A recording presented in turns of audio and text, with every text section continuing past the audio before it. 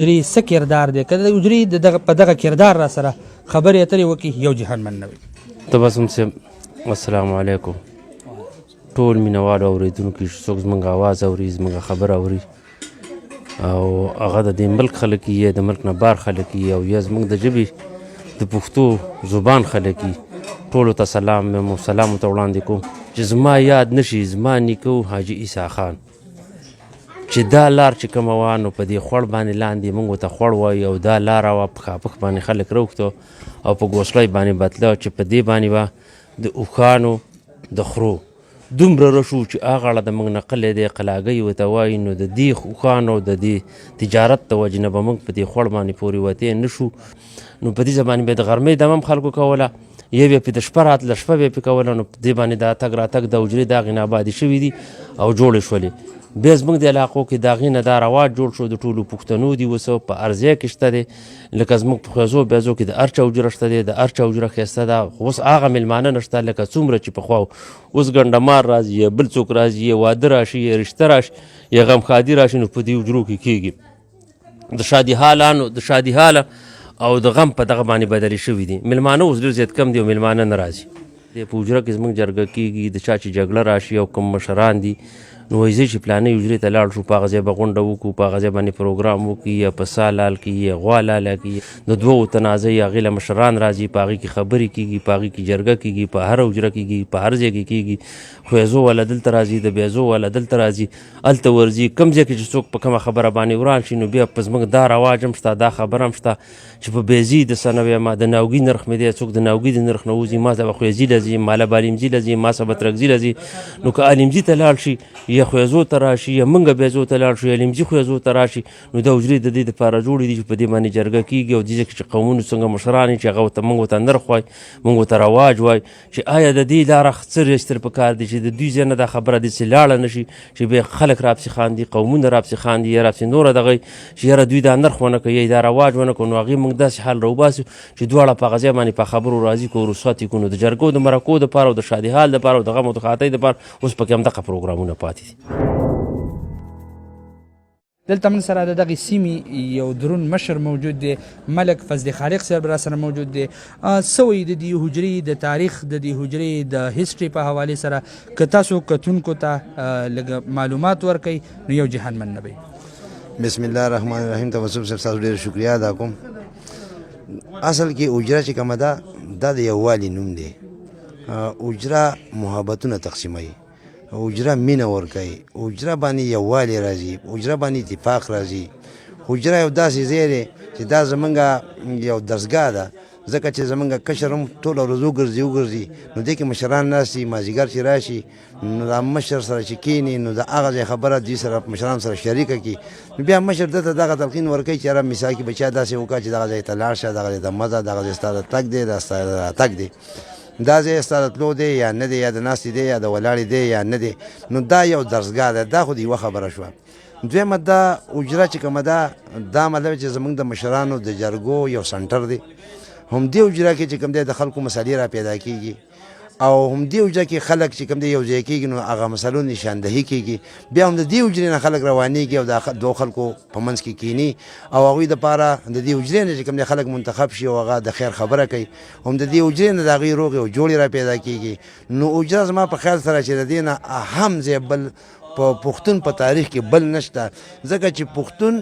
او حجره دا لازم منظوم دی هغه پښتون نه دی چې حجره څومره تاریخ چې د پښتون دی د دې سره تړلی به د دغې حجرې تاریخ بالکل بې شکه دې کې شک نشته. د پښتانه چې د کوم وخت الله تعالی پیدا کړي الحمدلله پښتانه خو یو ټول مسلمانان دي او دا په یو جرګه مسلمان شوي په دې باندې جنګ جدر نه شوی په دې باندې مطلب چې هغه وخت دوی په اتفاق دي که دوی اسلام راوړی هم دا په اتفاق باندې راغلی وجه څه وه چې دوی کې کلچر حجره ناسته وه حجره یو ځای حجره په اتفاق باندې خبره شوې نو اسلام هم په یو ځای باندې راغلی او دوی کې څه بېلتون نه راغلی دا په یو ورځ مسلمانان دي او دا د هغه مشرانو د خولې ګفت دی چې موږ ټول پښتانه په یو ورځ او په یو ټایم په یو خبره باندې مسلمانان شوي دا تاریخ را روان دی نو دا برکت د څه دا د حجرې و دا موږ چې وایو چې حجره یو عدالت دی نو د حجرې دا سپینګیري دا مشران یعنې مطلب چې یو غټه خبره دقته دي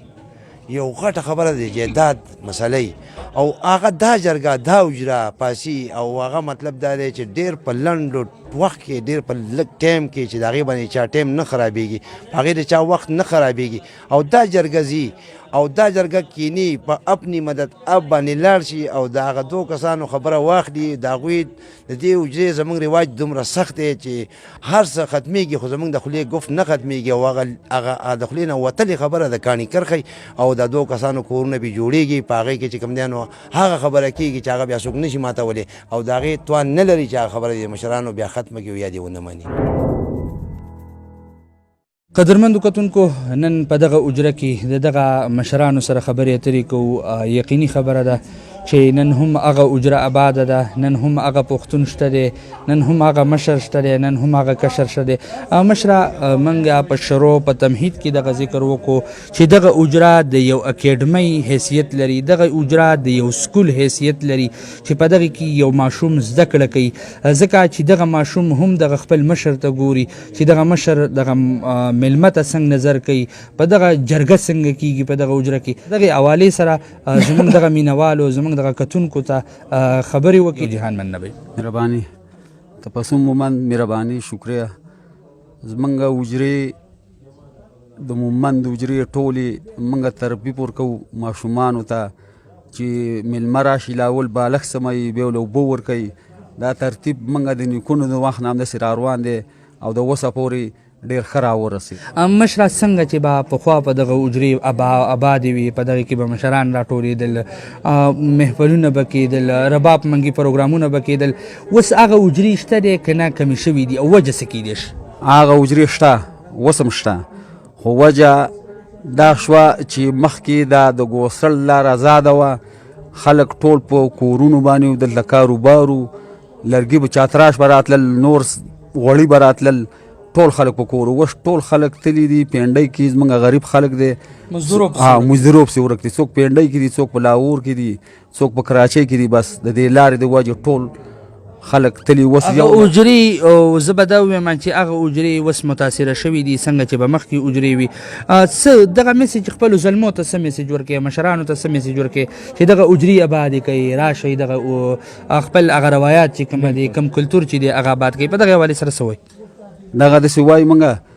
چې زمونږ ته سهولت جوړ شي د حکومت د طرفه، د لار ازاده شي. نور خو سهولتونه زمات ګوټ شته دی، ډېر نشته خو لږ شته. نو موږ ته چې دا د ګوسل لار ازاده شي نو زموږ دا کشران به ټول لا شي، موږ به دا حجرې بېرته ابادې شي، اوس هم ابادې دي او بیا به هم ابادې شي.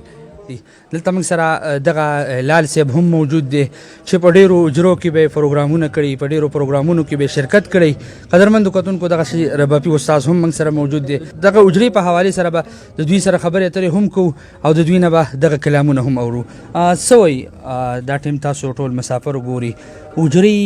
په کومو اجرو کې هغه پروګرامونه کیږي که نه کیږي او څه مینوالو مسافرو ته به څه وایي؟ مینوالو ته به موږ دا خبره وکړو چې لکه د نن غالبا چې 14-15 کاله مخکې په دې حجرو کې به دغه رنګې د منګو د ربابونو پروګرامونه کېدله او ډېر سور سار به برابرېده. ماخوستن کې به هلکان راټول شولو او په حجره کې به منګي او رباب پاخه، بس پریشانیانې به نه وي، ټینشنونه به نه، غم به پرې د سړي غلط شو. خو په اوس وختو کې لکه دې کې کمی راغلې، هر سړي پریشاني هم ډېر او ټینشن هم ډېر دی. او بیا لکه چې دا څنګه پروګرام اوس موجوده شروع دی او دغه رنګې پروګرامونه تاسو شروع کړو نو انشاءالله چې دا به زاړه حالت ته بیا د حجرې ورسي. څه به وایي مسافرو ته یو کلام کډاله کې؟ مننه به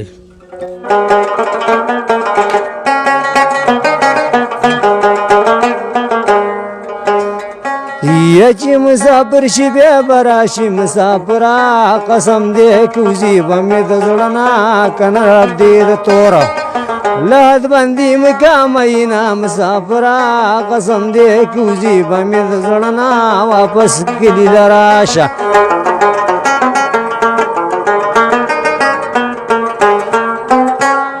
یا چې مسافر په کټ کې پروتي مسافره، قسم دې کوزي به مې د زړه نه کنه فکرې والي او د وطن ارمان کینا مسافرا قسم دې کوزي به مې د زړه نه واپس کلی لراش یار مسافرا قسم دې کوزي به مې د زړه نه واپس کلی لراش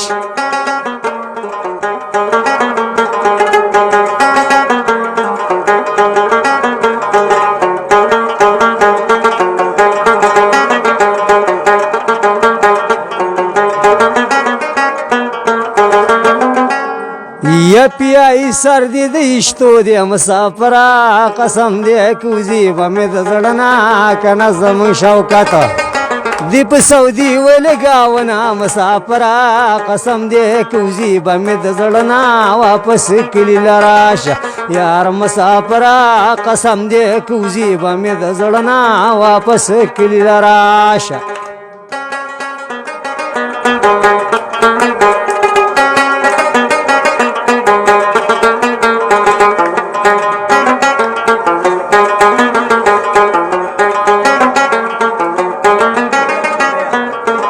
یا مسافر تشوی ګرمز شوم مسافرا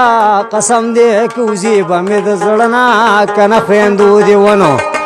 خوړم په ډېرو مینتونو مسافرا قسم دې کوزي به مې د زړه نه واپس کلی لراش یار مسافرا قسم دې کوزي به مې د زړه نه واپس کلی لراش